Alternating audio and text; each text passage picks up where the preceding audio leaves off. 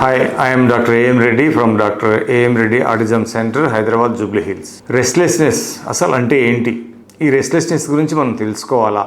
అసలు రెస్ట్లెస్నెస్ గురించి ఎందుకు తెలుసుకోవాలి అనే వాటి గురించి జస్ట్ ఒక ఫ్యూ పాయింట్స్ నేను చెప్తాను. ఇప్పట్లో సొసైటీలో చాలామంది పిల్లలు ఒక హైపర్ యాక్టివ్ కండిషన్లో ఉన్నారు. అంటే యాక్టివ్ కండిషన్ నుంచి హైపర్ యాక్టివ్ కండిషన్, అంటే ఫిజికల్గా మెంటల్గా ఒక స్టేబుల్ కండిషన్ లేకుండా ఒక అన్కంట్రోలబుల్ మూమెంట్స్ తోటి ప్రతి పిల్లవాడు అంటే ఒక స్థిరత్వం లేకుండా ఒక చంచలంగా ఉండడం, మైండ్ అండ్ బాడీ, దీన్ని రెస్ట్లెస్నెస్ అంటారు. చాలామంది పిల్లలు సోషల్ కమ్యూనికేషన్స్ కానివ్వండి, స్టడీస్లో ప్రాబ్లమ్స్ కానివ్వండి, స్టేబుల్గా కూర్చోకపోవడం కానివ్వండి, మొబైల్ అడిక్షన్ కానివ్వండి, ఈ రెస్ట్లెస్నెస్సే కారణమవుతుంది. అంటే రెస్ట్లెస్నెస్ రేపు పొద్దున న్యూరలాజికల్ ప్రాబ్లమ్స్ కానివ్వండి, సోషల్ ప్రాబ్లమ్స్ కానివ్వండి కారణమయ్యే అవకాశం ఎక్కువగా ఉంది. So autism, ADHD, hyper active behaviour ఇష్యూస్కి బేస్ రీజన్ వచ్చేసి రెస్ట్లెస్నెస్.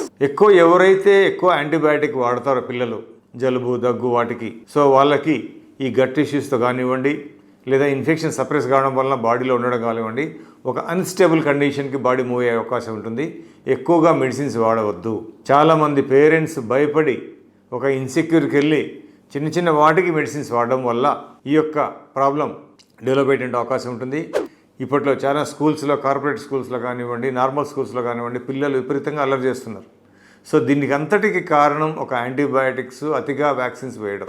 ఏదైతే వ్యాక్సిన్స్ మనం గవర్నమెంట్ ఆఫ్ ఇండియా ప్రకారం ఒక లిస్ట్ ఉందో ఆ లిస్ట్ని మాత్రం ఫాలో కావాలి. అతిగా వ్యాక్సిన్స్ వేయడం వలన మన బాడీలో ఆర్ఎన్ఏ డిస్టర్బెన్స్ జరిగి రేపొద్దున ఈ రెస్ట్లెస్నెస్ కారణమయ్యేటువంటి అవకాశం ఎక్కువగా ఉంటుంది. అలాగే యాంటీబయాటిక్స్ అతిగా వాడడం వల్ల immune system, internal immune system disturbance జరిగి రెస్ట్లెస్ కారణం అవుతుంది.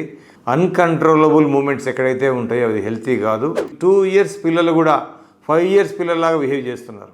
5 years పిల్లలు 10 years పిల్లల్లాగా బిహేవ్ చేస్తున్నారు. ఇదంతా కూడా మన మైండ్ యొక్క స్పీడ్ అనేది అనుకుంటాం, కానీ దాని వెనకాల వచ్చేసి మెడిసిన్స్ తోటి మన బాడీని డిస్టర్బ్ చేసుకోవడం వల్ల, అతిగా మెడిసిన్స్ వాడడం వల్ల ఇవన్నీ వచ్చేటువంటి అవకాశం ఉంటుంది.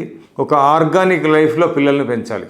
ఆర్గానిక్ లైఫ్ ఏంటంటే, మనం చాలామంది అనుకుంటాం ఆర్గానిక్ ఫుడ్ తింటే మంచిది, చికెన్ తింటే మంచిది, ఆర్గానిక్ రిలేటెడ్ తింటే మంచిది అనుకుంటాం, కానీ మనం ఎందుకు ఆర్గానిక్గా ఉండకూడదు? మన బాడీని ఎందుకు మెడిసిన్స్తో పొల్యూట్ చేయాలి?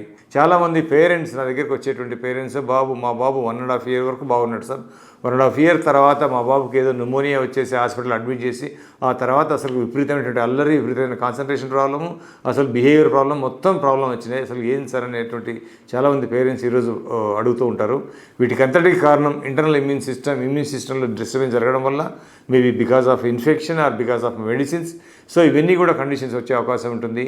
దయచేసి పిల్లలకు 3 years వరకు మెడిసిన్స్ వాడకుండా, అట్లీస్ట్ 5 years వరకు మెడిసిన్స్ వాడకపోతే, పెరిగే వయస్సులో మనం మెడిసిన్స్ తోటి మనం బాడీని పొల్యూట్ చేయడం వల్ల ఆ పెరుగుదలలో డిస్టర్బెన్సెస్, న్యూరలాజికల్ డిస్టర్బెన్స్ వచ్చే అవకాశం ఉంటుంది.